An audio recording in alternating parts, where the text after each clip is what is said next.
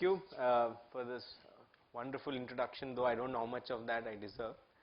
And thanks to Dr. Deshpande and Munish sir for calling us over, and Mani and Gopal sir who've been very, very helpful. It's a privilege and an honor to be here. And you've got a background of what we do. I have a particular skill, though the topic is on rural skilling. It is called cure for insomnia. So if after lunch any of you feel not able to sleep, I will ensure over the next 1 hour that all of you are put to good sleep and you'll have a nice nap, power nap in the afternoon, right? So this is the, I was just joking, I hope I don't do that. So yeah, please. So this is the format of the presentation. We will have some videos in between, so that I also wanted to get you some expert opinions, and one of the experts being our Prime Minister, Dr. Narendra Modi, Mr. Narendra Modi himself. I think this starts with the interesting quote he mentioned. The pride of India in the 20th century was IITs, and for the 21st century it needs to be ITIs. So I think that's the theme of the whole thing. But before that, I think I know that there is a homage session which is happening at 3:30, but I want to also add that the whole initiative of what we are doing, Pan-IIT, was in fact on the inspiration of Dr. Kalam. When he had come actually to Pan-IIT 2006 conference, he gave us the kind of a mandate that IITians should not be job seekers but be job creators. So I think it's like he said, he's a karma yogi, and the best tribute for him is to actually do more work with greater vigor and energy. So that's the whole spirit. So let me start today's lecture by an interesting video.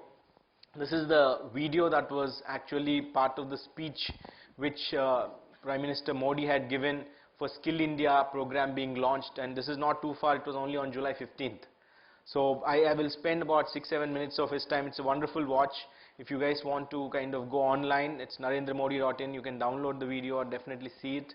I don't think we have time for the whole thing, but there are some bits which I wanted you to kind of understand, and that will lay the context for today's lecture on Skill India, right? Vocational training and entrepreneurship. And so this is the video which I will play from now.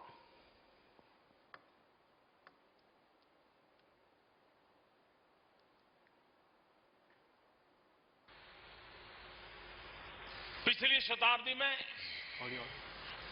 दुनिया के अंदर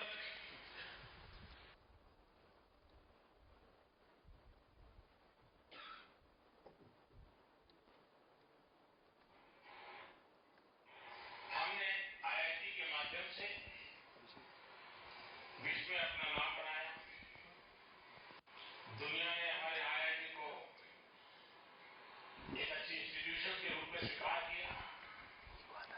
हमें गर्व है।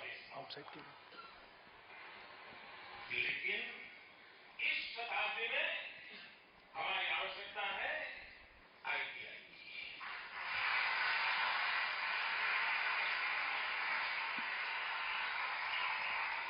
अगर पिछले शताब्दी में आईआईटी ने दुनिया में नाम कमाया, तो इस शताब्दी में हमारी छोटी आईआईटी की इकाइयां ये दुनिया में नाम कमाए, ये सपना लेकर के हम आगे बढ़ना चाहते हैं। हम कहते हैं कि हमारे पास 65% जनसंख्या 35 साल से कम आयु की है। अगर उसके बाद कौशल्य नहीं होगा, उसके बाद अगर अवसर नहीं होंगे, तो चुनौतियों को कैसे पार कर पाएगा? अगर वो चुनौतियों को पार नहीं कर पाएगा, तो हमारे लिए वो खुद एक चुनौती बन जाएगा। और इसलिए भारत के लिए सबसे पहली अगर कोई प्राथमिकता है, तो देश के नौजवानों के लिए रोजगार उपलब्ध कराना, रोजगार के योग्य नौजवानों को तैयार करना, रोजगार के योग्य नौजवान को तैयार करने के लिए पूरा एक मैकेनिज्म, एक व्यवस्था, एक स्ट्रक्चर तैयार करना। इस मिशन के द्वारा उन सभी आवश्यकताओं को पूर्ति करने का प्रयास हो रहा है। हम विश्व के युवा देश हैं।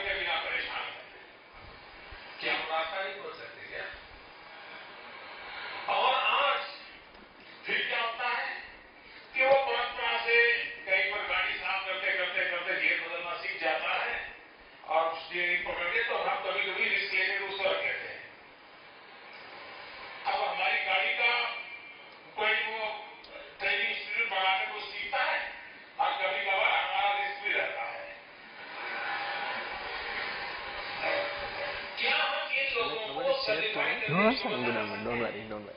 जो अपने तरीके से परंपरागत से सीखे, किसी इंस्टीट्यूशन में नहीं गए, लेकिन कम से कम जो उसको रखता है उसको पता है कि हाँ भाई ये इसके बाद ये सर्टिफिकेट है, मतलब कहीं के ऊपर एग्जाम हो चुकी है।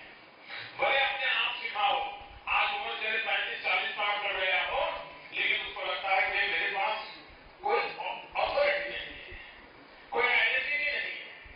तो ये सरकार ये व्यवस्था करने जा रही है कि भले आप परंपरा से सीखे हो, लेकिन अगर आप बेसिक नॉर्म्स को पार करते हो तो हम आपको सर्टिफिकेट देंगे, जो सर्टिफिकेट किसी इंजीनियर से कम नहीं होगा, मैं विश्वास से कहता हूं।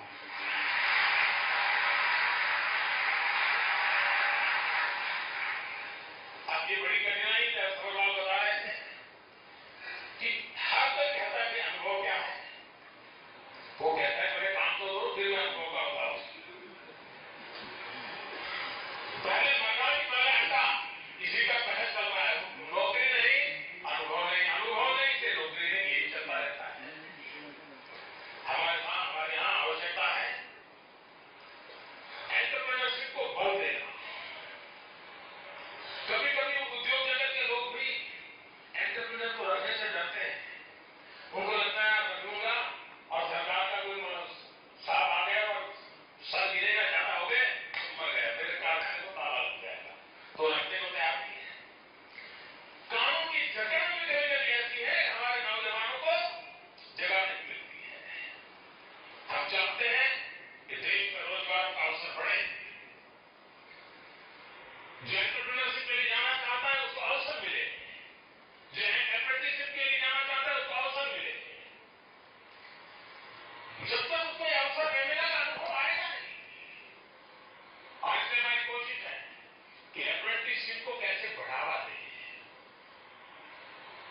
इस पूरे मिशन को हमने स्किल तक सीमित नहीं रखा है, इसके साथ एंटरप्रेन्योरशिप को जोड़ा है, क्योंकि हम ये नहीं चाहते कि हर कोई बड़े वक्त कहीं एक नौकरी खोलता है। जरूर नहीं है, एक ड्राइवर भी एंटरप्रेन्योर बन सकता है। वो भी कॉन्ट्रैक्ट पर गाड़ी लेकर के सब कॉन्ट्रैक्टर बनकर गाड़ी चला सकता है। हम उसके अंदर ये स्किल लाना चाहते हैं। जिस प्रकार से कभी कभार क्या होता है,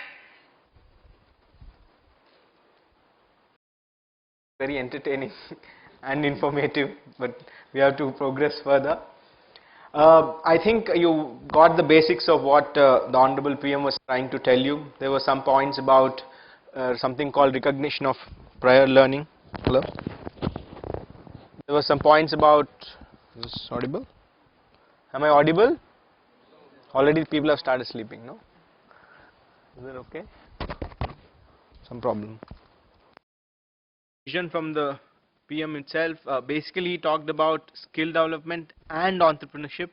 Second thing he referred was about recognition of prior learning. That's what he meant, that जो hereditally or people who have learned वंशपारंपर्य से जो जिन्होंने सीखा है उनको भी हम recognition देंगे. And the last point was of course about how India can be the human capital provider for the world. So these were the three themes.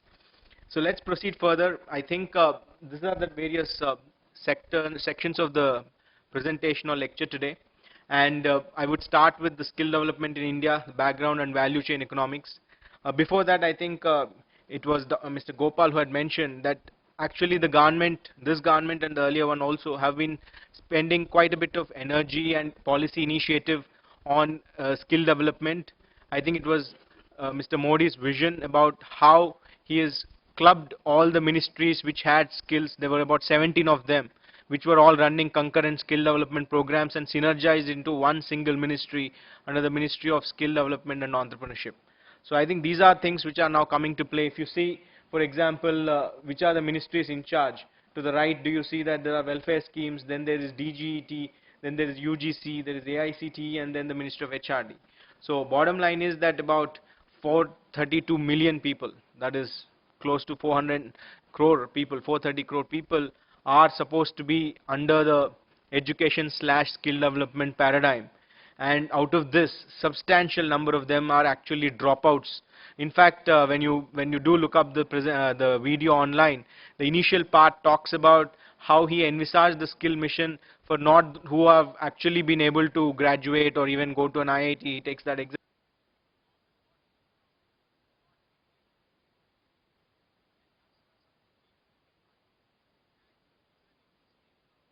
Interesting concept of skill premium. The difference between the red line and the green line is what is called skill premium. It's not very difficult to understand. In fact, when we go for grassroots level sourcing conversations, which are basically when you go down to ask people to enroll to a skill development program, a simple way for us to tell them what is the value of skill development, we tell them that if you and your father go together, both of you get the same wages for unskilled work. Whatever is the current wages, is it 150 rupees, 200 rupees, whatever it is per day, both of you for those 8 hours get the same work, though your father must have worked for 15, 20 more years than you did. And that's the reason why the red line, which is the unskilled line, will always be at the minimum wage, no matter what is your experience or however long you worked in the unskilled labor. But green line, on the other hand, is what is skill line. That is where skill accrues premium over time. Take, for example, driving, right? Like Prime Minister was mentioning. A driver who probably starts off at around 10 to 11,000 rupees. A Volvo driver today gets 40 to 50,000 rupees, right? So therefore, it's ultimately a journey that someone can take, and then there is an appreciation of premium that comes over time because of skill and enhancement of skill by experience. That's the important thing. So fundamentally, our job with these 400 million people should be to push them from the red line to the green line. That's the real thing, right? Initially, if you pay attention, it will not be too much, because even if you give him a 6-month training or a 1-year training, ultimately, how much differential will the market give, right? The market will say, okay, I mean, yeah, fine, he's got some training, but he might not have the same experience or skill level as somebody who would have had 5 years of work experience. Therefore, initially, they will have some premium, but not too much. But over time, that the gap starts widening, and that's something we need to keep in mind. And the second thing which is important, and again which was mentioned, was that wage-based employment is as important as self-employment. I will come back to entrepreneurship, right, and that's one of the themes also of today's lecture. But you know, probably people believe it's a misnomer, and many of you are getting into the agriculture sector. You know, every farmer is technically an entrepreneur, right? He is actually investing his own money, he is taking the risk. Incidentally, many of the times the risk in India, more likely than not, doesn't work out, and if for example, like this year, if there is a drought kind of a situation, there is a problem with monsoon, he typically ends up making losses. The question we have to ask is entrepreneurship by choice or by lack of choice? Is it by compulsion, right? So what happens in India today is actually, if you ask me, entrepreneurship by compulsion rather than by choice. And all of us in this room, incidentally, including me, are all employed. We are not chosen to be entrepreneurs, because it is more difficult. It's not everybody's cup of tea. There are multiple variables that are required for actually making entrepreneurship work. So we need to keep in mind that wage-based development is one vertical, the one pillar, and equally important pillar is entrepreneurship, but entrepreneurship that is done by choice, not by compulsion, right? So these two I just wanted to mention. And you know, this is also the primer, if I was to use the word, where basically I'm giving a background of the skill development initiatives in this country. If you look at it, it's fundamentally, as of today, an unviable business proposition. Otherwise you would have had the Reliances, the Tatas and everybody getting into it. The problem is that there are, especially for the blue collar sector, say for example, like what we've been discussing, say driving, right? You need capital intensive training. What is capital intensive training? You need to invest in a truck or a car or a driving track and good premises if you want to give good quality training. And you also need to optimize and you know, you need to look at candidates' ability to be able to pay that kind of fees. If for example you tell them that, okay, I will make you a driver, but you have to pay me 25,000 for it. But like what the example the Prime Minister was giving, he can actually say, I will learn on the job as a cleaner. I don't have the money to be able to pay 25. Maybe I want to, but I don't have the money. Or third will be, what will I do after this? What really happens? Will I get a job? How will I work with it? So we've had some on the ground experiences on how to handle this. I will discuss that a little later when I come to that. So those are the demand side constraints. The supply side factors which are affecting is that jobs and growth, and that's the next slide, I think couple of slides later, is all focused in south and west, and people are in east and north, right? In the population terms, UP is the most populous state in which you are there. Bihar, all of these populous states is not where GSDP, the gross state domestic product, is obviously not growing as fast as say Maharashtra or Tamil Nadu. So in India itself, there are regions of high growth and low growth. So there's first problem there. Second is attitude, right? People have an attitude of entitlement.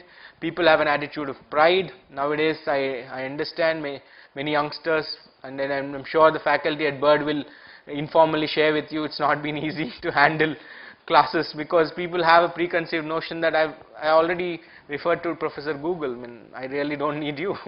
So, so these are the issues which people have. People have attitudes about learnability, what is the value of learning, they question, as compared to our little older tradition where we used to have, Guru Devo Bhava and that kind of feeling. So it's not there yet, right? People still don't relate as much to the older tradition. So there is an entitlement mindset. And the third one is employer unfortunately does not have the time, patience or the money to really take care of, kind of investing in you, right? And this applies to every level. I mean, I think take the corporation bank example, a lot of the trainees have joined here.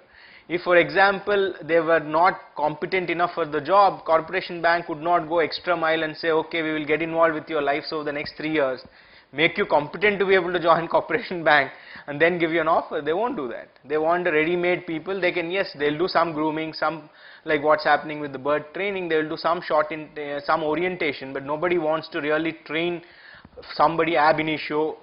It just doesn't make economic sense for them. So what we've realized in the skill development sector when we started work 5 years back was that issue is not just of building capacity. That's probably, I would say, the lesser issue. The bigger issue is filling up that built up capacity in a viable manner. So attracting enough students for training is not as easy as it sounds. People do not flock training institutions just because you open to them, because they are asking one simple question: what is my return on investment? If I come to this training institute and I take up the skill development training, what is the end outcome I personally will get? Are you giving me a certification that really is valued in the market as of today, based on which I will get a higher pay, as compared to when I just land up at that premises with no certificate, will I get the same pay? If I am getting minimum wages irrespective of having a certificate or not, then why would I want to go through this pain, right?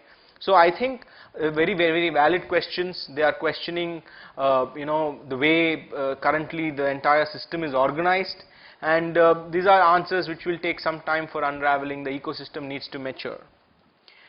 So this is, I mean, the statistics are all very, very, you can say impressive or scary, whichever way you want to look at it, right? The skilled worker demand on the rise for India. So that should be worker, sorry. Skilled worker demand on the rise in India. So for example, in 2022, this is the incremental human resource requirement the industry is projecting that we require, right? So there is huge number of, take construction, it requires 33 million people, huge numbers. So this is the incremental human resource requirement over and above what is there currently. That's the growth of Indian industry per se, right? So there is requirement, like I think I'm just alluding to that because it's an interesting reference point, is there is a requirement for a driver, but the question is, where does that, what price point, at what salary will he be employed? These are the questions we need to work. And another important question is, what are the expectations of stakeholders? Who will pay for this training, right? Is it employers? Employers are people, like I said, employers might invest on the job training. OJT stands for on job training. So employers might invest on OJT if people retain for some time, right? If for example you train them and they join your competitor, the company is saying, why did I do this? It makes no economic sense to me. The second lot is the vocational training providers. That's what the VTP stands for. Vocational training providers need students, but they want them to pay fees. They are saying, we cannot subsidize you, we have our own costs. and they are willing to invest if people are willing to pay.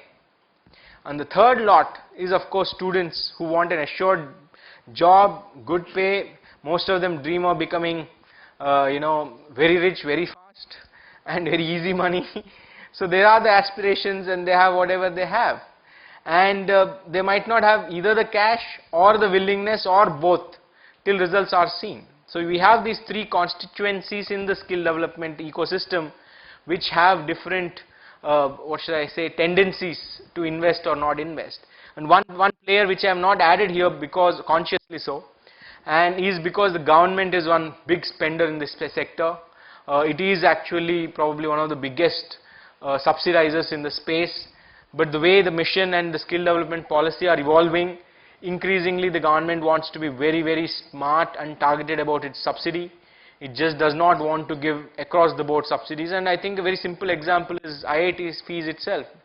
When I studied, and this was the first year when they actually hiked the money. Before that it used to be some ridiculous 200 rupees per year kind of fees. When I started they made it 20,000 rupees, but now I think I hear it's some 1 lakh or 2 lakhs per year or something like that. So obviously there is pressure on the educational institutions and the vocational training institutions to become sustainable. The government is saying I cannot keep paying for your for subsidizing you. So that's why I have not put government, because as I see it, it's there for some time.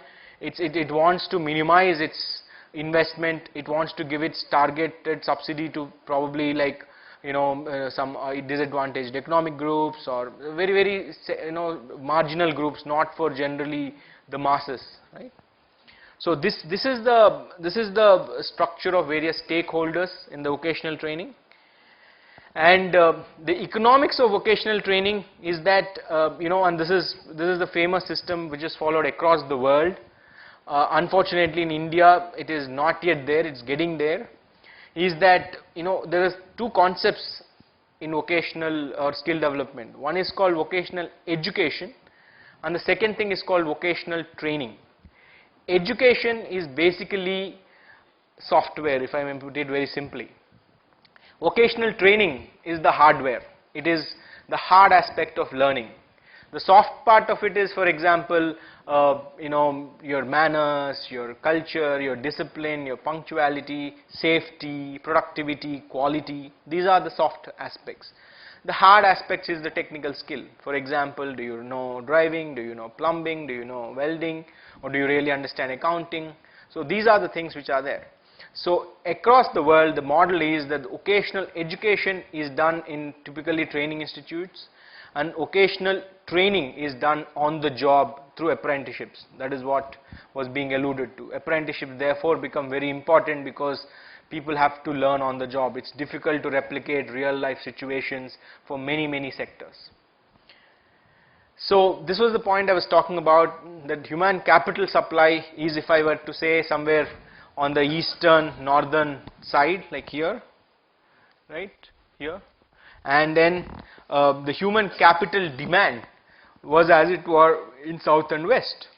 So obviously, and if you look at average GDP numbers, it's more or less double. So that's what I was saying. If you look at gross state domestic product in India, there is huge disparity between certain groups of states and certain other groups of states. So that's why migration happens. That's where a lot of people actually migrate from Bihar, UP or any other states back to these Maharashtra and Tamil Nadu, elsewhere, Gujarat. So there's a lot of intra-country migration which happens, seasonal, sometimes desperate, but then that's the reality which we face with. So these are the different dynamics of the skill development sector. I hope you got some idea with it in the last 5-7 minutes, which I tried to kind of get you a basic understanding of the sector. I will give a case study in terms of what we do, how we kind of approach this problem, what worked, what did not work. This is not a conversation about Pan-IIT, so I don't want to spend too much time on that either. So we have I don't know what is the sleepiness quotient now, and good news is that only I can't see the audience also, but I hope people are awake. So I'll play the next video, which is basically a 5-minute clip on what we really do. And once we see that, I will just run through our model just to kind of give you an idea of how we attack this problem. The reason why this is interesting for you is that we have taken a very banker approach to the whole thing. We have not said it will be a free training, or it will not be a training which is purely, free subsidy, grant based, but we actually took the more difficult path of giving loan and a training based on loan, right? It's much simpler to give grant and just write it off, but getting a loan, worrying about repayment, it's much more difficult path. But that's the interesting, that's the challenging part of the whole thing. So let's understand what that entails, and then we'll get there, right? Audio?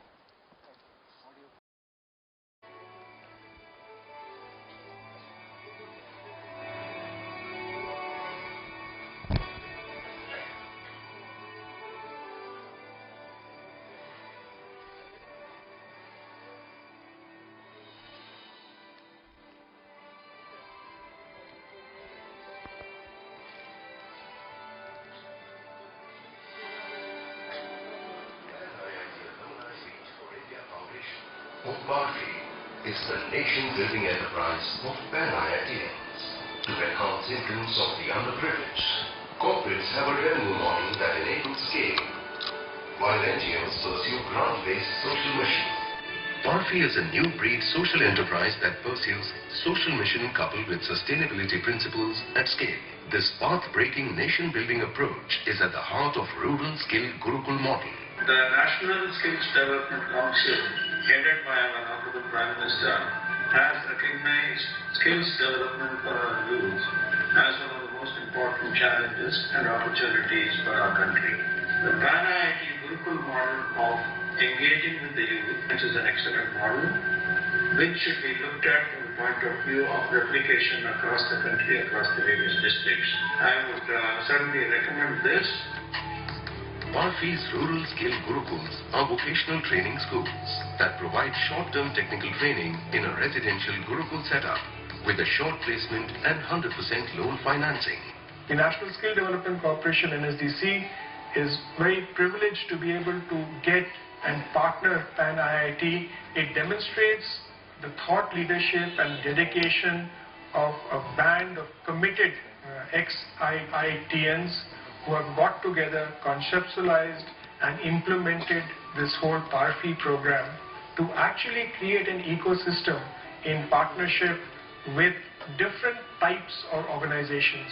PARFI has co-created a skill ecosystem with state governments, providing local infrastructure, CII, enabling a short placement and student loans through collaboration with NABARD. Our experience of this collaboration has been very good. We joined the Pan-IIT to look for people who would otherwise get ignored in their skill upgradation. It is here that the concept of providing loans to such people based on the security of their future incomes that was brought to us by Pan-IIT. PARFI first contracts with an organization to ensure placement.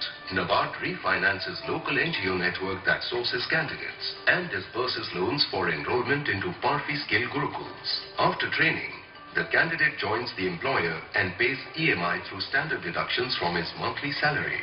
This cycle creates a revolving fund for training newer candidates, fulfilling the vision that if an IITian can get a loan for his IIT education, then why not the poorest of the poor? PARFI partnered with CII for creating a network of employers, typically CII members. We have to create millions of skilled professionals. CII was looking for partners who could execute this. This is a wonderful initiative which Pan-IIT is supporting. They have the reach, they have the support of the entire Pan-IIT community, and it was an ideal partnership and it's done well. CII is very glad to partner with Pan-IIT for Reach for India.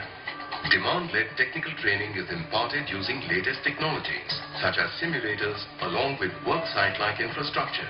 There are two challenges. One is obviously getting the number of people whom we require for our logistics business, but equally it is about building up the culture in them to respect and work with the organization and create a business model which is sustainable going forward. So what we have seen in Pan-IIT has been not just commitment but also passion for delivering both of this together. A typical day at Gurukul starts with yoga and flag hoisting. followed by technical training, sports, work values. The focus is not just on training, but also on retention at the workplace, so that students do not drop out of the learning process.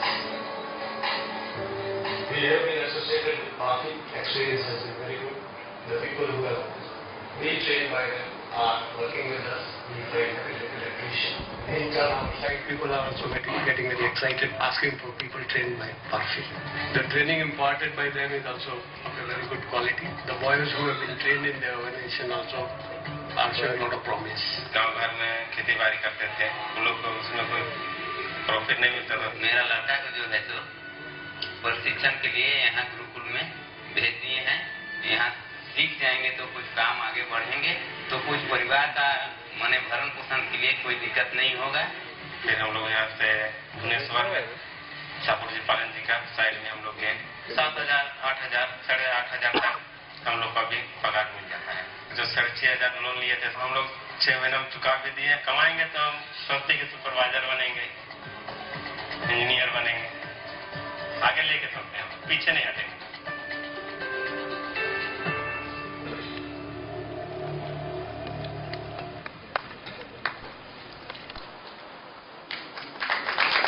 Thank you. So let's continue this conversation about the case study on the loan-based training model. It's interesting because, like I said, it's a banking approach or a developmental banking approach to skill development, first of its kind again. So you've seen the videos, and I think I don't want to go too much into the entire thing, but the bottom line is this is a Section 8 or Section 25 when we were incorporated. So it's a Section 25 or a not-for-profit company under the aegis of the IIT Alumni, and the idea is to implement and scale self-sustainable models that enhance incomes of the underprivileged, right? So I think this is something which is a very growing field, the entire social enterprises and social businesses. It's the next segment of the lecture as well. So I might just spend on this. If you look at it, on the left extreme are the corporates which actually have a maximizing profit as a motive. And then you have right side, which are NGOs, which are not for profit, yes, but they're typically loss making. So they're fundamentally grant based, and if I may say, they are like the heart regime. So you have the corporates which are the head regime, and this is the heart regime. And the social enterprise has a very, very difficult, unviable thing to do, very difficult, enviable thing to do, is to be a head and heart regime. In a cricketing parlance, this is like you have a batsman on one end, bowler on one end, this is like an all-rounder. So it's not that easy to kind of become this entity, because you have constraints on both sides, and you have to be sustainable at the same time. You have to service the poor. So these are the things, but I think that's the new exciting world many people are coming to. I'm sure during your tenure in the banking sector, you will face more and more such enterprises coming. And this works on the principle of return of capital, while the for-profit is return on capital. And of course, NGOs just write off capital. So I think that's the way it works, and that I think there is a perfect place for all three to exist. All three have very, very symbiotic relationship. The problem is that we have either one or two of them. So we need all three for the entire ecosystem to evolve. Right? Just to give an example, the entire Pan-IIT model was predicated on taking a segment that cannot pay upfront. Otherwise, we would have been NIT, right? Happily train computer folks, and just get graduates who are willing to pay 25, 35, 45,000 rupees to get a C++ Java training and get a nice job in Infosys. But we've actually focused on a segment which is by definition, they're like sir was saying, Dr. Deshpande was saying, 7,000 or 5,000 rupees is 74% of them are living under, right? If you ask them to pay a fees of even 15,000 rupees, this is for residential training for 2 to 3 months, they cannot pay. That's the kind of target segment we're talking to. And these are wards of daily agricultural laborers, they are daily wage laborers, they are marginal landowners, and the poor do not want dole outs. And when you look at that video which I was talking about, the Skill India video which the PM had talked about, he starts by saying this, that aaj yuva bheek nahi mangte. They don't want dole outs, they want dependable services which they can get hak se, famous song, Sadda Hak Hai Terak. So people want things where it's for them that they demand. They're not asking it to be at the disposal of some benefactor like a government or somebody else. So that's how we were set up. We are actually a non-profit incorporation purely because we wanted to keep the social mandate intact, but we also could collaborate with somebody like, for example, NABARD. Like Mr. Mani was saying, we got NABARD funding while we were incorporating. I mean, that itself shows how open government entities are when the mandates and the objectives are similar. The for-profit setup, unfortunately, this is where the problem comes. The government wants them to work for social mandate, but then obviously they have an investor mandate that they need to work on, right? And we focused on blue-collar trades which are easy to, kind of learn or amenable to dropouts, because if you ask them, for example, to become BPO worker who is an English voice operator or voice assistant or executive, obviously beyond a point you cannot teach them English, you cannot, they don't think in English, and it's not fair for us to expect that they have to cross the bridge of education with a skill development program, right? So that's how it is. You've seen the video and stuff. So I think you've got the hang of the entire skill loan model. Bottom line is that it works on a typical assured placement, because these guys do not have the ability to repay without corresponding employment. They first get a training loan, and then they join the training for 60 to 90 days of residential training, and then they join the employer and repay through salary credit. It's not very different from how an IIT aspirant, even if he has cleared the JEE, does not have money to study IIT, and how SBI offers him loan and he repays once he joins the job, right? So, and all the accolades you've heard of NSDC, this was the most promising partner award. And one of the interesting things which we did, and this also ties back to our initial theme of India becoming the human capital service provider to the world, is we actually also did a program for exporting people, for actually sending some of these folks for trades like plumbing, electrician abroad instead of Indian placement. And these are people who never, for example, traveled in a train, forget a flight, right? They don't have birth certificate, they don't have passports. We actually helped them create an entire paperwork for getting passport, got them passport, got them training, got them a loan and a job and visa and travel tickets. So it's a fairly interesting challenge to actually go through this. But we did that, and we wanted to pilot that, in India, this is a model that is possible, which is non-exploitative. Otherwise, the entire racket of going to Middle East is a 1 to 1.5 lakh per candidate racket. Already very few people can even afford that. So we wanted to be able to send folks who could not afford that to go there, right? So this is that school in Ranchi, which basically works on ducting, electrician and plumbing. We have other trades even for domestic. This is where Mr. Jairam Ramesh had inaugurated, and this is one thing I wanted to kind of plant in some seeds for the early bankers, right? In fact, when he came, he's also a fellow IITian. He was joking and said, "Why are you not taking grants from us?" So I said, "Sir, the grant money from government is like seawater. There's a lot to drink, but very little that is potable, So unfortunately, it comes with too many, difficult to comply conditions, and we want fresh water, So that is why he laughed, and that was the interesting discussion that was there. And this is in East Singhbhum, in another district in Jharkhand, and this is welding, fitting, tower erection trades, and the driving, which the Prime Minister was again talking about. This is forklift driving, which is again a very interesting trade. So this is the operating model dynamics. We first tie up for employers. We actually don't set up a center till we actually have an employer tied up on what basis they want the center, right? That's how it should be. If you actually don't know what skill they want, the market wants, on what basis do you even decide the skill?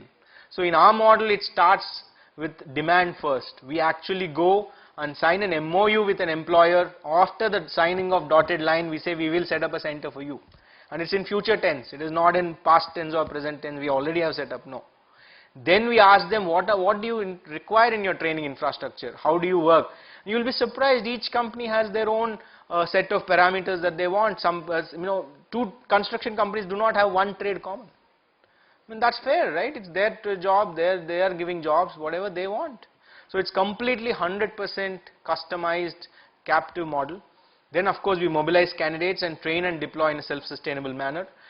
So we have IIT network, of course. That's the whole point of Pan-IIT, was that we wanted to leverage the IIT network for nation building, right? And similar organizations, it's by no means any exclusive or elitist in their mindset, right? Similarly, we work with CIA, and the hard infrastructure comes from the state governments, from corporates, from foundations, unutilized government buildings. You will be surprised about the amount of unutilized physical infrastructure that lies in this country. I think the favorite pastime for the government is to build buildings. That's what they do. I mean, you can't blame them, because that's the easiest to audit. There's physical building there. Nobody can question that, there is misuse of funds, and they genuinely, believe that it's a right thing to do, and I appreciate that. In fact, the amount of physical infrastructure that has already been built up will give us a lot of leverage in the future to be able to execute, like for example, rural warehousing, right? I honestly don't think you need to build rural warehousing. You actually have to find rural warehouses. They're already there. And we go to collector, we get an option of 10 buildings. These are all idle. Which one do you want? So that's the amount of idling infrastructure in this country. And we talk about there's a lack of infrastructure funding. I think there's a lot more issue of matching than actually building. Then the second thing is of course kitchen and stuff. And then one thing we take very seriously is the kind of trainers and the staff we put. They're all by definition ex-servicemen. We only take former junior commissioned officers from the armed forces to be principals, so that it's like a mini army camp that is run there, which is good, because in 2 to 3 months, if you want to get somebody from this stage to this stage, it requires that kind of hard scrubbing and whatever you want, if you will. Trainers come from industry also, sometimes from the army also, and the employers also do this. So this is the demand-led model. So people might have doubts, I think, especially people here in the development banking sector, whether loan-based works or grant-based works, because it's much simpler to sell grant, right? For example, if the same lecture was to have a price and you had to pay for it from your pocket, you will think really twice, is this worth 100 rupees of my time, right? So that's where you're pushed to automatically deliver value. So easy is to fill classrooms by just giving money, right? You're saying I'm giving you free training. Some people even throw in a stipend, food and everything else. So you see a lot of capacity, but no outcome happens. That is why in India there's a lot of content, but a lot of intent, but there's no content. So that's one. And similarly, there are selection hazards. How do you choose who will come and who will not come? There's unequal bargaining power. The moment you get distorting into the market, that's where the whole business of risks and what should I say, under the table channel starts. So that's something we need to work out on. So our experience has been is that grant models show phenomenal training activity and expenditure, but it's very difficult. In fact, the famous joke is that there are, instead of training professionals, there are professional trainees. The guy will sit in one training center, then he'll go to another one, then he'll go to another one. 1 year he would have just sat through various training programs, happily getting stipend, happily getting trained. What is he using it for? Very difficult to tell. So it's exactly like our education system. It's not very difficult, and in that sense it's very scary. In our education system, I'm sure you know the statistic, it's a pyramid structure. Sarva Shiksha Abhiyan, we put everybody in the primary school, but by the time you go to 10th class, you have probably 12-13% coming out. For every 100 kids who go in the class 1, in 10th probably 20% come out. That's 80% of dropout rate. So this is the same scenario which we don't want to repeat in skill development, because we are talking about those 80% who have already dropped out, right? So we have to be very careful, and that's where I think the loan model brings in some seriousness, some amount of equity from all the partners concerned. Don't think it is easy for us either. NABARD has our neck all the time on the line, because we are also in some sense morally responsible for the repayments. So it's a very interesting structure. These are some photographs just to show evidence that I did indeed do this, not claiming without going. Just joking, right? So this is a Gurukul based approach. It's completely residential. It's not just skill training we give attitude and knowledge as well. So that's a holistic training. It's a more or less a full-time scrubbing program, if you ask me, simply put, 6 a.m. to 9 p.m. That's how it is. They do flag hoisting. In fact, many people actually have to clean toilets every day. They have to clean premises every day. This is about equality of work. So whenever we say they don't want to get into kitchen, they don't want to get into bathroom, I say, yo, we want, आपकी बीवी को तो ये सब करना है, आपको नहीं करना. So ऐसे नहीं होता ना. So then they understand that, they also get into all this. So these are some of the certifications. These are some of our, analysis of retention, why people stay, why people go, and it's fairly interesting. We don't have much time, so I need to progress further. But so I think this has been our learning. It's a fascinating journey. Our learning has been that it does work. People poor do not want dole-outs. They are actually open to having sensible, revenue-based model, paid models. But then it has to come at a price point that works for them. You can't charge 50,000 rupees for a training that they cannot afford. They just cannot afford. It's like you and I trying to buy a Mercedes car. We cannot. And same thing. Another thing is also at the pace at which they can afford. Right? They cannot upfront pay. They need some kind of a loan mechanism to be able to put the risk in. So these are the various things we have done. We've actually taken a captive model. We worked on training related. So what are the critical success factors, if you ask us, on the skill development sector? First and foremost, we believe that it has to be a market driven, demand led training. Please do not do training for the sake of training. While it's good on paper, you can bring out nice brochures, but it doesn't really cause good change on the ground. Also, outcome guarantee has to be taken. This is the real Narega. It is not about giving some kind of subsidy, but actually guaranteeing outcome for your work. And this is difficult. I understand that. In fact, even IITs and IIMs don't assure 100% placement. I mean, they don't make any such claims. They just say we give you education. But unfortunately, in skill development, the kind of people we are talking to, they have huge opportunity cost.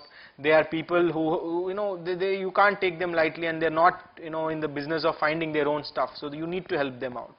So you have to take outcome guarantee. I think we are looking at another interesting finding was that there were two kinds of poor we've realized. One is poor by choice, and second is poor by own doing. They're just lazy, they don't want to. So the loan automatically keeps that kind of crowd off. So the freebie, everybody will come. Then financing, we need to keep the loans low, we need to keep the costs low, and we need to get employers to actively work with it, be very serious about these people, treat them fairly, nicely. That doesn't mean they're treated like prime ministers or God's gift to mankind, but at least treat them with basic dignity, right? So these are the things. That's the primer about on the ground case study. I hope the idea of this talk is to get you some kind of a background into the skill development sector. So I've dealt with skill development as the industry. Then we've given a case study of what we do. The next segment is very interesting. I know that I don't have much time left, just 15-20 minutes, but that's about entrepreneurship, because rightly so, I think the current government has integrated the theme of skill development and entrepreneurship. And I know that, for example, for ages, development banking has been talking about entrepreneurship. But we need to realize that this is probably entrepreneurship 2.0, the next version. It cannot be done in the same way that was done in the past, because for different reasons. I think firstly, like I was saying, entrepreneurship is not it's not by compulsion. It should be by choice. It's a difficult thing to do. People need to understand, and also we need to understand what works for India. We can't just copy paste something that worked elsewhere. So we need to keep our eyes and ears open. This is a very interesting talk again. I will not have time to play the full talk. It's called TEDx. I'm sure all of you know about TED. If you don't know, please look it up. It's a very fascinating treasure of wonderful speeches by various individuals. And I don't know if I need to introduce Professor Muhammad Yunus. He's a Nobel laureate, the pioneer of the microfinance movement. And this is a TEDx Vienna talk he gave in 2012. It's about the history of microfinance and social businesses. So I'll just spend another 5 minutes looking at this video with you.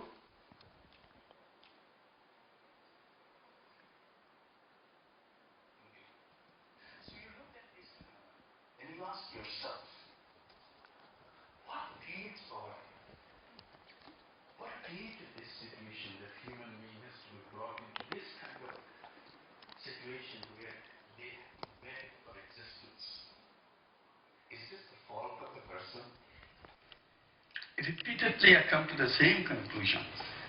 There is nothing wrong with the people. Poverty is not created by the poor people. Poverty is created by the system that we have built, the concepts that we have created. That's what created poverty. Nothing, absolutely nothing wrong in human beings.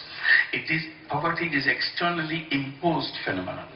It is not internally developed phenomenon. So if it is externally imposed phenomenon, we can, if we remove that external imposition, people will come up as human being as anybody else. And that's how the question of the bonsai came. I started describing poor people as bonsai people. There's nothing wrong with their seed. Their seed as good as anybody else's seed. Simply, society never gave them the space to grow. So they are just like the tree on a flower pot. So thinking, what's going wrong with the concept? I started looking at what is happening in the world. I said, in the meantime, in order to solve problems, I started creating businesses. It almost became instinctive in me. Whenever I see a problem, I go right ahead and design a business, start a business to solve that problem. I didn't notice it before, but when you have done it once, when you've done it twice, and you have done it 100 times, then you realize that you have an instinctive feature that you design a business to solve the problem. You look back, you created so many such companies. We had problem of electricity, so we created a solar energy company. Everybody said, oh, solar business is not going to work in Bangladesh. I said, who knows? It may work. Let me give it a try. Nothing wrong. If I fail, it's okay. But I have to try. So I tried to bring solar home system. It is expensive for the rural people. We made it easy for them to pay back. It was extremely difficult even to sell 5 solar home systems per month. It was such a struggle. Now we came to a stage after 15 years. We sell more than 1,000 solar home systems per day. And it's growing, improving. And it's done in a business way. So we did the solar energy in a business way. And it's expanding. People. This 1 hour you invested in this lecture. Anybody? Corporation bank folks? You can raise your hands, whoever wants to start.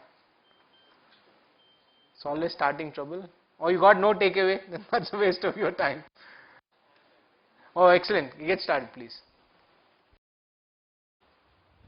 I'm Krishna Murari Panda from Canara Bank, working as extension officer. Sir, this model is exactly what we want now, because entrepreneurship development is required.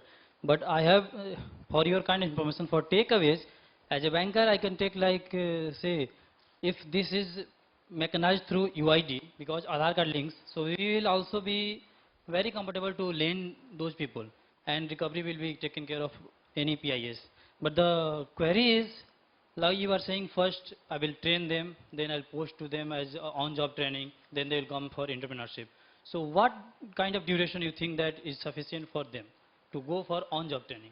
1 year is our. 1 year. 1 year is the minimum. Now after that it's their choice, right? And whether any tracking mechanism is there, because in this government grant skill development programs, many PIS are working, but they don't have this strong mechanism for tracking them for 1 year. Because suppose one candidate is trained by you and posted in ITC or somewhere, and they are he is remaining there for 1 month or 2 months, or so this is the tracking, right?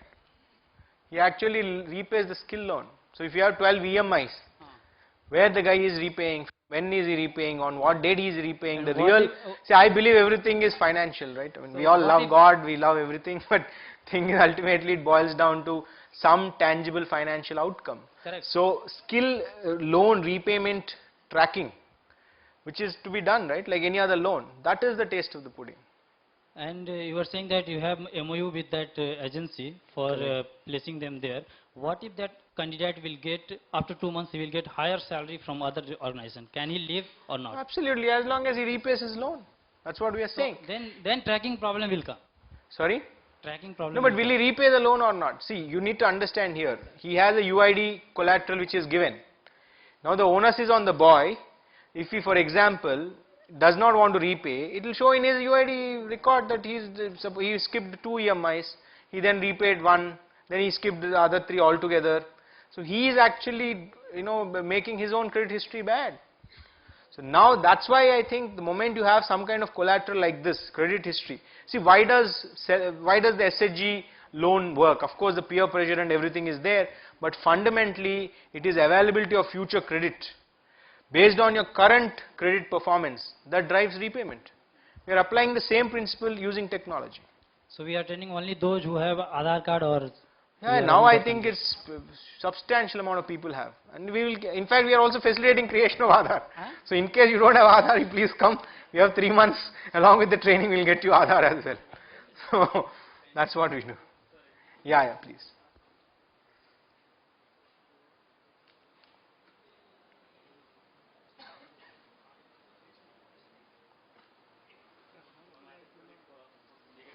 Yeah, thank you. Hello, good afternoon, sir. Myself Pradeep Thorat from Yeah. Syndicate Bank. Sir, thanks for your great inspiration to us. It's not loud enough, I think. Yeah. We thought that our Syndicate Bank has started this same version of this your entrepreneurship development. Our bank has started in 1982, Rural Self-Employment Training Institute. Your thought beyond this rural skills development is forward linkages. It is depend on the only on the if there is forward agreement with the company or there is only a job availability. We thought that if you try to develop self-employment at the rural level, then it will be better for development of rural India, sir. No, but that's what I was telling. No, see, Root City, I know of Root City. The problem is with entrepreneurship is we cannot sit and determine and say, because we cannot get you a forward linkage, you should therefore by default become an entrepreneur. The problem is, that's what I'm saying, entrepreneurship has to be choice. It's a conscious, informed choice. It is not because I cannot do anything else, therefore I will do this. मेरा कहने का ये मतलब है कि suppose आप अभी suppose plumbing में कर रहे, कंस्ट्रक्शन इंडस्ट्री में कर रहे, सो कोई इंडस्ट्री का सब अभी डेवलप नेशन है, कोई ना कभी कभी पीक सीजन आता है, उसमें से बाद में डाउन स्टोर शुरू हो जाता है. अभी सपोज आपने ये 2-3 इंडस्ट्री में शुरू किया, बाद में सपोज इसमें स्लैक आया, अभी मुंबई पुणे में आप देखेंगे पूरा रियल एस्टेट डाउन में है. सपोज आप इधर से रांची से पटना से ट्रेन करके उनको भेज रहे हैं, उधर उनको जहाँ पे ट्रेन कर लोन लेके वो कर रहे हैं, बाद में उनको जाके लोन मीन्स उतना उनको वर्क नहीं मिल रहा है. आपको एग्रीमेंट है, लेकिन सपोज इंडस्ट्री एग्रीमेंट क्या है, आपको 50% में पड़ा उधर 50% को पेनल्टी है इंडस्ट्री को, लेकिन उसको कुछ भी नहीं सेल नहीं हो रहा है, तो किधर से वो पैसा देगा उसको. इसलिए मैं क्या बोल रहा हूँ, आप जो है आपका थिंकिंग अच्छा है, लेकिन आप जो रूरल सेल्फ एम्प्लॉयमेंट आप ग्राउंड लेवल पे करेंगे तो ये बेटर इंडिया हो जाएगा. बाबा सेल्फ एम्प्लॉयमेंट वैसे करेगा, लेकिन हमें क्या बोल रहे हैं कि वो ट्रेनिंग प्रोवाइडर का जिम्मेदारी ये है कि मैंडेटरी होना चाहिए. ट्रेनिंग का मतलब ये नहीं कि ट्रेनिंग स्कूल से पार हो गया तो उसका ट्रेनिंग खत्म हो गया है, वो शुरू हुआ है. ट्रेनिंग तभी कंप्लीट हुआ जब उसको ऑन द जॉब ट्रेनिंग मिला. यदि मुंबई पुणे में प्रॉब्लम है तो आप केरला में जाइए, कहीं पे भी उनको ऑन द जॉब ट्रेनिंग दिलवाइए 100%. बिकॉज आप जब भी एंटरप्रेन्योरशिप ही ले लीजिए, नॉर्मल एंटरप्रेन्योरशिप जो होता है, मैक्सिमम सक्सेस रेट, ऑफकोर्स जो स्टीव जॉब्स है वो सब जीनियस लोग हैं, उनका अलग से है.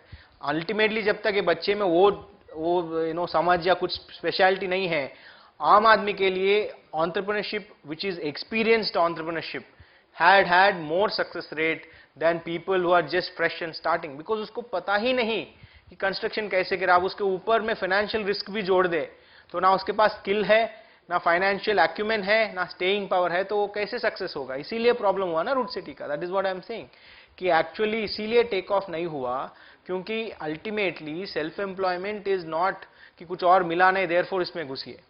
वो चॉइस में होना चाहिए. जैसे हमारा ही ले लीजिए ना, हमारे यहाँ जो बंदा गल्फ गए हैं 2 साल के बाद 3 साल के बाद वापस आके यहाँ मेस्त्री खुद के इंटरेस्ट पे बना है. That is important. हम इसीलिए ये इंश्योर कर रहे हैं कि आप ऑन द जॉब ट्रेनिंग के बिना, दैट इज व्हाट वो ग्राफ में दिखाया था पहले कि वोकेशनल एजुकेशन और ट्रेनिंग में आपको समझ आना चाहिए. जब तक इंडस्ट्री में उन्होंने ट्रेनिंग नहीं लिया, उनको बिल्कुल पता नहीं है. आप ही ले लीजिए ना, अभी बर्ड में कॉर्पोरेशन बैंक ट्रेनिस हैं, फ्रेशिस हैं, आए हैं यहाँ पे, तो बिना कुछ कल जाएंगे हम बैंक खोल देंगे, वो जाके बैंक कर पाएंगे? या यहाँ पे जो देश पांडे सर और ये बनेंगे वो ये कर पाएंगे बैंकिंग? क्योंकि जब तक अल्टीमेटली डिग्री एक चीज है, वो स्टार्टिंग पॉइंट है, एक्सपीरियंस इज द अदर. आपको ये लॉकर समझते हैं ना, 2 चाबी, एक चाबी हो गया डिग्री, दूसरा चाबी एक्सपीरियंस है. दोनों चाबी जब तभी खुलेगा एंटरप्रेन्योरशिप. वो ठीक है, वो ठीक है. वही बोल रहे हैं. दोनों भी साइड में होना चाहिए. एक बार आपका जो एंटरप्रेन्योरशिप डेवलप होना चाहिए और सोशल डेवलपमेंट भी होना चाहिए सर. बिल्कुल बिल्कुल. Okay, thank you sir. Thank you sir. मैं भी नमस्कार, मैं देना बैंक से हूँ और I am looking after RSETI. But मैं ये कहना चाहता हूँ कि आपका प्रोग्राम बहुत यूनिक है because you are providing one tie up for employment. मैं सोचता हूँ या मेरे सजेशन है कि आपको हमारे जो बैंक्स हैं, आरसीटीज हैं या जो भी ऑर्गेनाइजेशन मिनिस्ट्री का है, उसे एक बार टाई अप करने की कोशिश करनी चाहिए ताकि आप हमें भी कुछ एवेन्यू दे सके, क्योंकि हम उसको फ्री कॉस्ट में ट्रेनिंग दे रहे हैं। तो वो ये भी प्रॉब्लम है ना, आप हाँ, ये इसको बदलिए तो थोड़ा सा अच्छा होगा। नहीं, हम ये बोल रहे हैं कि आप इसको बदलिए। आप जब तक लोन उसको देगा नहीं, आप फ्री ट्रेनिंग देंगे तो नंबर अच्छा दिखेगा। We are trying best to give the loan for entrepreneurship, but someone are not want to be a entrepreneur. Loan for entrepreneurship नहीं सर, मैं बोल रहा हूँ loan for even RSETI के अंदर जाने के लिए लोन लेना पड़ेगा। नो नो नो नो, वो तो मैं समझ रहा हूँ, ऐसे करिए, नहीं तो आपको दिखाएंगे एक्टिविटी, आउटकम नहीं आएगा। वो मैं बोल रहा हूँ। वो ठीक है, अगर किसी को कोई और आपको फंड कर रहा है, वी आर जस्ट फंडिंग। हम लोग आरसीटी को रन कर रहे हैं तो banks are funding commercially by social responsibility fund. But मैं ये कह रहा है कि आपका जो ट्रेनिंग का तरीका है, we can adopt, we can learn. अगर आप उससे करते हैं तो हो सकता है कि कुछ और लोगों का भला हो। मैं बोल रहा हूँ इसमें दो इंपॉर्टेंट और चीजें हैं कि टाई अप एक है, इक्वली एक लोन है, तो ये फ्री में ट्रेनिंग का माइंडसेट जो है वो थोड़ा बदलना पड़ेगा। That's can be change. क्योंकि वही समझा रहा हूँ, आप बुरा मत मानिए सर, एक्चुअली स्टडीज ये है कि सिटीज में गवर्नमेंट स्कूल के बजाय पेड स्लम में स्कूल होते हैं जो अनरिकॉग्नाइज्ड है, एआईसीटी अप्रूव नहीं है, उसमें पे करके जा रहे हैं गरीब बच्चों की, गरीब माता पिता उनमें भेज रहे हैं। Thank you. क्यों? वो इंग्लिश मीडियम है, पेड है, दे आर बेटर रन। तो important is not payment, important is कि आपने उसका इक्विटी लिया कि नहीं, उसमें वो एक्चुअली कॉन्शियस चॉइस करके सहभागदारी किया कि नहीं, दैट इज इंपॉर्टेंट।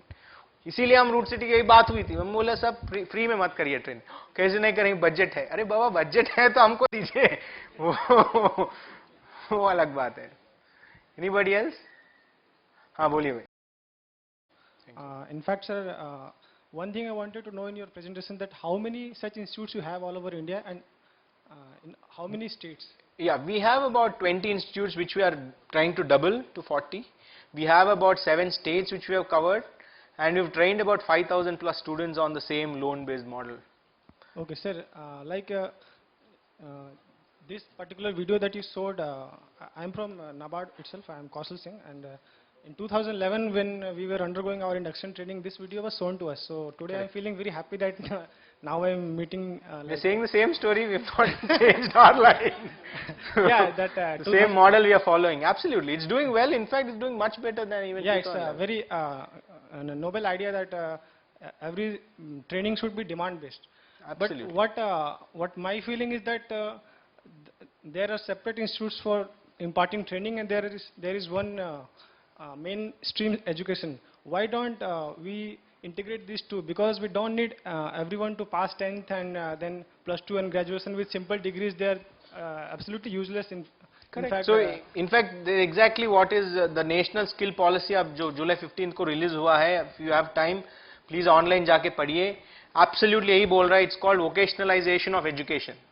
कि एजुकेशन में जैसे आप साइंस, कॉमर्स ये सब आ गए, अब ये एक ट्रेड आएगा कि भाई आप वेल्डिंग सीखना है क्या, उसका ऑटोमेटिक जैसे 12th पास आप बोलेंगे 12th पास भी है और सर्टिफिकेट भी है वेल्डिंग में। इनफैक्ट मैनी इंटीग्रेटेड प्रोग्राम्स आ रहे हैं अभी, आएगा अभी नहीं। Many people like drop out just because it's not useful to them. They are not going to get any benefit out of it. Absolutely, I agree with you. So that is what they are saying. Vocationalization of education हो रहा है.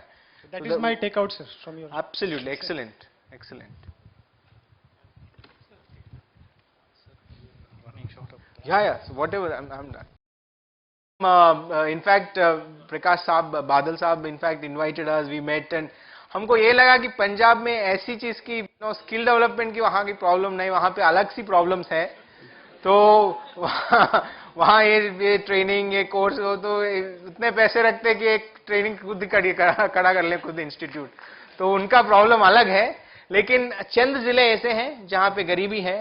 In fact अभी शायद elections आएगा अगले साल, उसके बाद वी आर थिंकिंग कि मिडिल ईस्ट, अभी पंजाब से बहुत लोग जा रहे हैं, तो वहाँ का मिडिल ईस्ट ट्रेनिंग के लिए फॉर एग्जांपल शायद पंजाब पुअर डिस्ट्रिक्ट्स में, तो वहाँ पे अटेम्प्ट किया जाए। एज ऑफ नाउ तो हम गरीब, बहुत सारे इलाका है साहब जहाँ पे प्रॉब्लम तो और भी बिगड़ा हुआ है, यूपी है, झारखंड है, बिहार है, तो हम पंजाब तो सुखी है उसमें क्यों जाए। लोकल लेवल ਤੇ ਅਸੀਂ ਨਾ ਐਨਜੀਓ ਹੈਗੀ ਆ ਡ੍ਰੀਮਲੈਂਡ ਲੁਧਿਆਣਾ ਦੇ ਵਿੱਚ, ਉਹ ਇਹ ਕੰਮ ਕਰ ਰਹੀ ਹੈ ਕਿ ਇੰਡਸਟਰੀ ਤੋਂ ਡਿਮਾਂਡ ਲੈ ਕੇ ਉਸੇ ਹਿਸਾਬ ਨਾਲ ਟ੍ਰੇਨ ਕਰਦੀ ਹੈ। बहुत बढ़िया है। ਉਹ ਕੋਈ ਚਾਰਜ ਵੀ ਨਹੀਂ ਕਰਦੇ ਹੈਗੇ। वही तो समझा रहा हूँ। तो एक ही टेक अवे होना चाहिए कि if you give anything free it has no value। ਤੇ ਸਰ ਉਹ ਇੰਡੋ ਅਮਰੀਕਨ ਸੁਸਾਇਟੀ ਹੈ NGO ਦਿੱਲੀ ਦੇ ਵਿੱਚ, ਉਹ ਉਹਨਾਂ ਨੂੰ ਪੇਮੈਂਟ ਅੱਗੋਂ ਕਰ ਦਿੰਦੀ ਹੈ। Okay, very good। AIF, yeah, thanks। Faculty, one Subhas Seraphin is asking whether skill development training is possible exclusively by loan. That's what we have just said, yes। So that is the whole pilot which we've done, 5,000 people. So is that's not, I think that's a decent number, 5,000 people, right? It is possible, right? What we are saying is a very simple thing which we told Nabad. What we are saying is a very simple thing which we told Nabad also when we started, कि भाई आप grant देंगे तो एक बार में consume होगा। Our definition of grant is 100% loan written off। वही तो है ना, राइट ऑफ हो गया पहले ही दिन की, भाई वापस मत करो, है कि नहीं। हम बोल रहे अब उसको दे के तो दीजिए, एक बार उनको चांस तो दीजिए, you give him and they के आप वो क्यों नहीं रीपे करता। इनफैक्ट हमारे एक्सपीरियंस ये है कि सबसे गरीब सबसे ज्यादा रीपे करता है, बाकी किंगफिशर वाले शायद नहीं करते। I'm working as a chief manager in Department of Information Technology. Okay. Few ideas I had in my mind, but it's an opportunity to express it. Sure. Sir, we will be giving lot of these AMCs. There, the AMC vendors always they will be complaining that they do not have this staff to attend to such services and requests. There are a lot of ATMs everywhere. We have approximately 1,80,000 ATMs at present. So you just imagine what would be the staff requirement for servicing those AMCs. I mean those ATMs. Similarly, printers, scanners, everything. If you just take bank into account, so much of skilled labor requirement is there. But we have got, I mean, if you just look into this ITI, CE&C, that, this, they will do it. But practically they will not be getting any of this experience. Correct. These AMC vendors, they will be always looking for these skilled laborers. Unfortunately, they will not get. Correct. So why don't you give a thought about these things also? Sure. So that it would be a very good thing. So MOU करवा दीजिए, you know the model, पहले employment फिर MOU करेंगे तो we'll train for anything। Absolutely good, sir. Thank you।